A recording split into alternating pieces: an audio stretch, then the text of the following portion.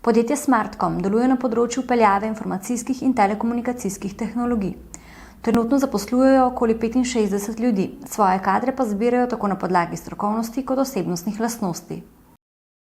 Najbolj nas prepriča s tem, da nekako nam da vedeti, da se je v našem podjetju že pozanimal, torej da je na spletni strani imel pregled v našo spletno stran, da se je kandidat poglobil v to, s čim se ukvarjamo, kakšne so naše storitve, kakšni so naši produkti, in da je potem tudi na razgovoru nekako nam zastavil vprašanja, ki so mu razjasnila še kakšno dilemo, ki je imel v povezavi s temi storitvami ali pa produkti.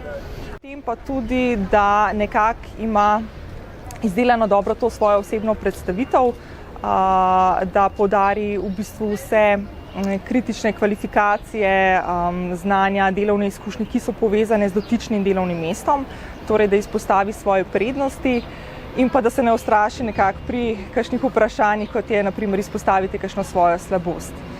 Tako da veliko igra malo osebnostnih značilnosti, veliko pa tudi strokovno znanje in pa izkušnje. Od kandidatov pričakujejo, da se pred prijavo na prosto delovno mesto pozanimajo o podjetju. Naj si pridobijo čim več informacij, naj se spravijo na internet, naj posurfajo, naj preberejo kakšne članke, ki so bili v podjetju že napisani, ali pa predvsem naj pregledajo tudi našo LinkedIn stran in tako naprej.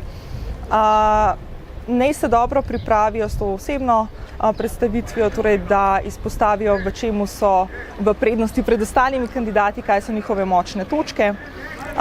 Predvsem pa naj imajo izdelan v bistvu ta življenjepis, ki temelji na resničnih in iskrenih podatkih, torej naj ne precenjujejo oziroma naj ne pretiravajo. Koncu koncev vedno se izkaže potem, če dobijo kakšno praktično nalogo, mogoče v izpolnjevanje, da njihovo poznavanje določenih, programskih jezikov ni takšno, kot so zapisali v življenjepisu. Največji kiks je bil v bistvu, ko nas je kandidat vprašal, s čim se pa točno ukvarjate. Torej, kandidiral za delovno mesto v podjetje, za katerega ni vedel, kaj počne in kaj so glavne storitve ali pa produkti. To res je zelo negativna informacija.